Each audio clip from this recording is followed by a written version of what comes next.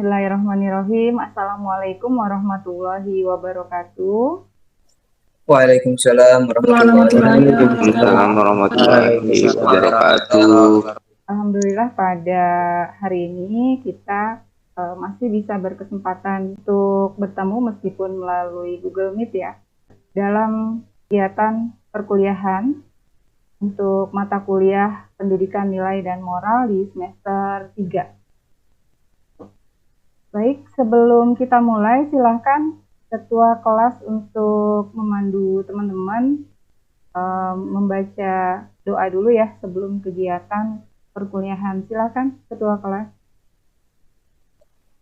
Baik, terima kasih Bu Susi membacakan Al-Quran Surat Al-Fatihah. Mudah-mudahan pembelajaran kita pada malam hari ini diberikan keberkahan oleh Allah Subhanahu wa taala.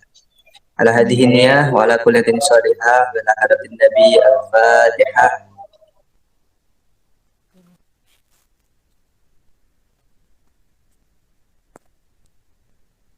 Selesai, baik. Saya serahkan kembali kepada Ibu Susi. Baik, terima kasih Indira. Langsung saja ya, saya mau presentasikan materi kita untuk malam hari ini. Bisa kita lihat di slide pertama, materi kita adalah pendidikan nilai. Tapi sebelumnya, saya mau memastikan dulu rekan-rekan mahasiswa yang hadir pada hari ini ya. Alhamdulillah sudah ada 9 mahasiswa. Untuk RPS dan kontrak perkuliahan sudah dibahas di pertemuan pertama. Jadi hari ini kita bahas langsung ke materi. Dalam mata kuliah pendidikan nilai, itu kita ada tujuan pembelajaran, di mana mahasiswa setelah mempelajari materi pendidikan nilai ini, diharapkan mampu yang pertama, memahami makna pendidikan nilai. Yang kedua, mengetahui bagaimana cara pendidikan nilai disampaikan. Dan yang ketiga, urgensi pendidikan nilai. Kita lanjut ke slide berikutnya. Nah, kalau kita lihat slide berikut, apa nih yang ada di benak teman-teman mahasiswa? Silahkan. Apa yang ada di benak teman-teman mahasiswa? Kenakalan remaja ya Bu, termasuk nggak sih Bu? Iya, betul. Kenakalan remaja. Apalagi? Pergaulan bebas, Bu. Pergaulan bebas. Ya, betul. Apalagi? Silahkan. Zaman now, Bu. Zaman now. Ya, boleh. Oke, ini disebabkan oleh apa? Perkembangan zaman, Bu. Perkembangan zaman. Lingkungan boleh bisa Bu, lingkungan. Lingkungan, boleh. Apalagi? Pergaulan, Bu. Keluarga, Bu, keluarga. Keluarga. Apalagi tadi? Suaranya enggak? Perempuan.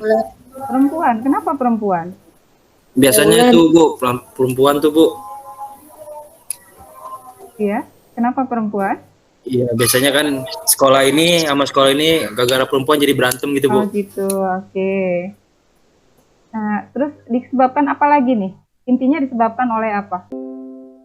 Pergaulan bebas, Bu. Pergaulan bebas. Iya, tadi udah. Didikan orang tua, Bu. Kenapa? Didikan orang tua. Didikan orang tua, betul.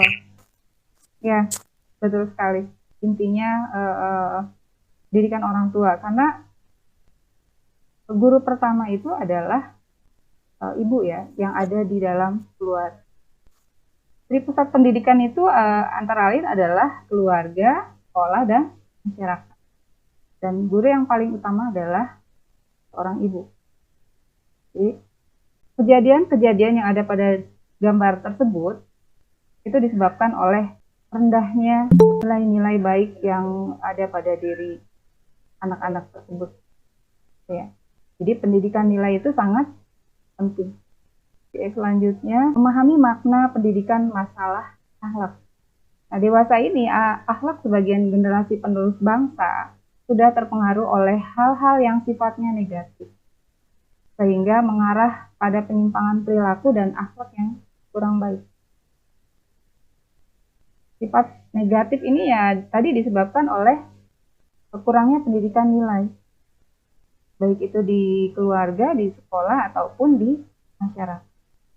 Pada masyarakat modern, terlihat kecenderungan berperilaku serba instan, serba praktis, ingin cepat, gitu ya. Akibatnya, hal tersebut menjadikan sebuah peraturan dilanggar. Ya, kadang-kadang gitu ya, ingin sesuatu yang cepat, ambil jalan pintas. Akhirnya peraturan dilanggar. Kalau peraturan sudah dilanggar, maka nilai-nilai moral akan terabaikan dan hal-hal lain itu bisa terjadi. Selanjutnya, menurut Suma Atmaja tahun 2000, pendidikan sebagai upaya memanusiakan manusia yang manusiawi. Jadi, pendidikan itu sangat penting ya. Karena di sini dijelaskan bahwa pendidikan sebagai upaya memanusiakan manusia yang manusiawi. Kembali menjadi sorotan bagaimana peranan dunia pendidikan dalam melahirkan manusia yang estabilis, tidak mudah terkejut-kejut, kolab, mempunyai daya adaptif, terintegrasinya kemampuan iptek dan intak. Jadi sangat penting ya, bisa mengintegrasikan antara iptek dan intak. Ilmu pengetahuan dan iman serta takwa. Kalau cerdas secara iptek, tapi intaknya kurang bagus, maka yang terjadi akan ada nilai-nilai yang tidak baik itu diterapkan. Gitu. Kalau cerdas secara intak, terus ipteknya juga kurang, maka nanti akan ketinggalan. Jadi antara iptek dan intak itu harus serasi. Ya, itu perlunya pendidikan iptek dan intak. Kita lanjutkan. Menurut Sastra Prateja dalam Kaswadi 1993, bahwa pendidikan nilai adalah penanaman dan pengembangan nilai-nilai pada diri seseorang. Kalau menurut Mardi Atmaja 1986, pendidikan nilai sebagai bantuan terhadap peserta didik agar menyadari dan mengalami nilai-nilai serta menempatkannya secara integral dalam keseluruhan hidup.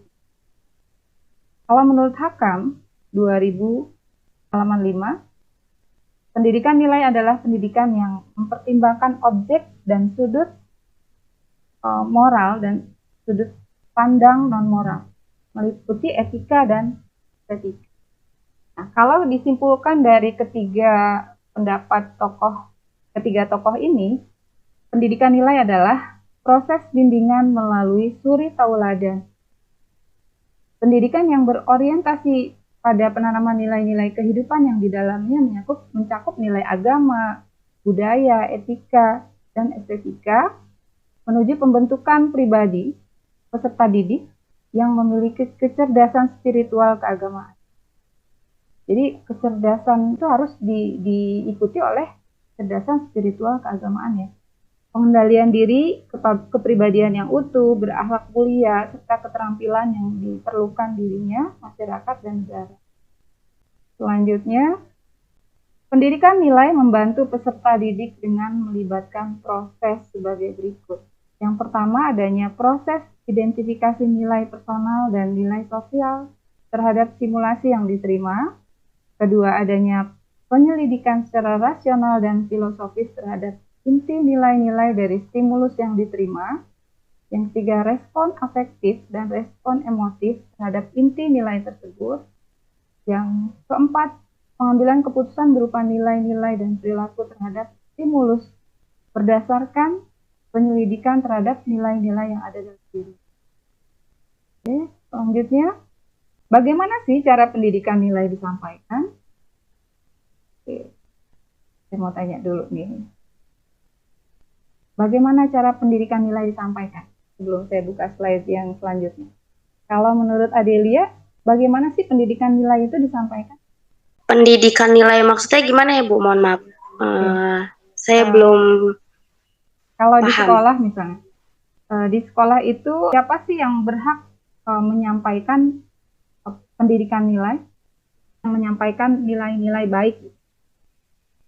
Menurut saya semua guru itu wajib memberikan nilai yang baik-baik, tapi dalam agama kita terutama itu mungkin pelajaran seperti guru agama, mungkin guru ngaji kita, mungkin seperti itu sih Bu, kurang lebihnya. Ya. Oke, terima kasih Adelia tanggapannya. Yang laki-laki ada yang mau menanggapi, silahkan. Baik Bu, saya nambahin dikit. Oke, silahkan. Mungkin apa ya, yang berhak menyampaikan nilai-nilai baik kepada peserta didik mungkin dari pribadi orang tuanya juga harus ada dorongan kepada anak-anaknya, dan juga faktor lingkungan, entah lingkungan dia yang emang apa ya, yang menuntut dia untuk menjadi apa ya, untuk menyampaikan nilai-nilai baik, atau tetangga-tetangganya mungkin bisa menyampaikan hal-hal itu, atau saudara-saudaranya mungkin juga termasuk. Oke, terima kasih Indira. Intinya jadi semua orang itu wajib menyampaikan nilai-nilai ya, nilai-nilai baik kepada generasi muda, peserta didik gitu, generasi muda. Oke, kita lanjutkan slide berikutnya. Cara pendidikan nilai disampaikan, pendidikan nilai bukanlah subjek mater, bukan sebagai salah satu mata pelajaran yang harus diberikan kepada siswa. Jadi pendidikan nilai itu bukan mata pelajaran yang harus diberikan kepada siswa, bukan salah satu mata pelajaran yang harus diberikan kepada siswa, tetapi sebagai suatu dimensi dari seluruh usaha pendidikan. Ya, jadi semua guru itu berhak menyampaikan pendidikan nilai. Di sela-sela materi yang akan diberikan, guru itu wajib menyampaikan pendidikan nilai yang baik. Mau itu pelajaran matematika, bahasa Inggris, bahasa Indonesia, seni budaya, agama, PKN, bahasa Sunda, kalau di Jawa Barat ada bahasa Sunda ya, dan lain-lain. IPA, biologi, itu bisa diselipkan pendidikan nilai. Gitu ya. Kadang kita perlu memotivasi peserta didik kita sebelum pembelajaran, misalnya sisipkan atau selipkan pendidikan nilai ke peserta didik kita. Gitu. Siapa tahu apa yang kita sampaikan itu bisa masuk ke hati mereka gitu ya. Kadang kan yang bisa mengubah hati seseorang itu memang Allah ya. Tapi kita juga berusaha gitu. Siapa tahu ketika kita berbicara bisa diterima, dan itu sangat penting. Oke, selanjutnya pendidikan nilai dapat diintegrasikan ke dalam berbagai mata pelajaran. Setiap pelajaran harus ada ruh pendidikan nilai. Jadi bukan hanya pendidikan agama saja atau pendidikan PKN. Semua mata pelajaran itu harus mengintegrasikan pendidikan nilai. Ya, karena setiap pelajaran harus ada ruh pendidikan nilainya. Gitu ya. Menurut Mulyana, pelaksanaan pendidikan nilai dapat dilakukan oleh semua orang yang terlibat dalam proses pendidikan, termasuk di dalamnya kepala sekolah dan staf administrasi. Jadi semua orang berhak atau punya kewajiban untuk menyampaikan pendidikan nilai. Kalau di rumah misalnya orang tua dan anggota keluarganya saling mengingatkan ya. Di masyarakat pun seperti itu. Harus selalu mengingatkan pendidikan nilai. Tadi kita sampai di tahap perkembangan minat dan kepedulian anak. Ada tahap mitos, ada tahap romantik, ada tahap filosofis, dan tahap ironis. Jadi tahap ironis kita lanjutkan bahwa pada tahap ini remaja akhir atau orang dewasa mencoba untuk mencari kesimpulan-kesimpulan yang lebih jelas berdasarkan pengetahuan dan pengalaman yang dimilikinya. Tapi penarikan kesimpulan dan penjelasan termasuk pada hal-hal yang kontradiktif dan membingungkan. Tidak saja dihargai, tapi disenanginya. Pada tahap ini anak remaja akhir atau dewasa tidak lagi merasa frustasi dengan adanya sesuatu yang bertentangan atau berlawan. Ya. Pendidikan nilai sangat dipandang perlu dalam memperbaiki kondisi bangsa. Ya. Jadi bangsa itu akan bagus kalau warga negaranya memiliki nilai-nilai karakter yang bagus. Bangsa itu akan hancur ketika warga negaranya memiliki nilai-nilai yang buruk, misalnya banyak yang korupsi, ya, saling menjatuhkan. Terus apalagi? Tidak peduli dengan orang lain, tidak bisa menghargai antar sesama, warga negara, karena warga negara Indonesia itu bineka. Kalau tidak ada rasa saling menghargai, maka Indonesia akan hancur. Makanya sangat perlu ditanamkan nilai-nilai kepada peserta didik sebagai generasi muda. Melalui proses pendidikan, penanaman nilai harus dimulai sejak dini.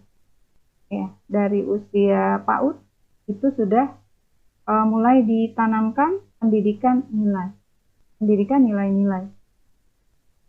Nah, itu harus sinkron antara pendidikan nilai di sekolah, di rumah, dan di masyarakat. Contohnya gini, di sekolah diajarkan nilai-nilai baik, tapi ketika pulang, keluarganya tidak mempedulikan nilai-nilai baik tersebut. Maka yang terjadi itu akan hilang lagi apa yang tadi disampaikan oleh seorang guru di sekolah. Itu ya. Misalnya di sekolah diajarkan tidak boleh berbicara kotor misalnya. Di sekolah ngerti, tapi ketika di rumah orang tuanya berbicara tidak baik, maka anak tersebut akan mengikuti itu lagi. Itu ya. Jadi sangat penting dari pusat pendidikan itu saling bekerja sama. Penanaman nilai harus dimulai sejak dini secara formal dalam lingkungan pendidikan. Metode keteladanan sangat penting. Guru harus menjadi contoh dan pelopor utama bagi siswa dalam penanaman nilai. Perlu adanya penokohan sebagai wujud konkret dari internalisasi nilai. Penanaman nilai harus dimulai sejak dini. Jadi penanaman nilai itu harus dengan metode keteladanan. Apalagi anak-anak. Anak-anak itu ada istilah anak-anak itu adalah peniru yang ulung. Apa yang dia lihat, apa yang dia dengar, itu akan diikuti oleh anak-anak. Upaya yang sinergi dan dari semua pihak yang terkait dengan komponen pendidikan dalam melaksanakan pendidikan nilai sangat berpengaruh dalam keberhasilan proses pendidikan demi tercapainya tujuan pendidikan nasional yang menghasilkan manusia yang kafah. Manusia yang utuh dan paripurna. Itu ya. Jadi harus ada sinergi antara pihak sekolah, antara keluarga, antara masyarakat. Berarti antara sekolah, keluarga, dan masyarakat itu harus ada. Harus saling mendukung. Jangan pendidikan nilai yang ada di sekolah itu dimentahkan lagi ketika sudah pulang ke rumah, ketika sudah ada di masyarakat. Itu ya.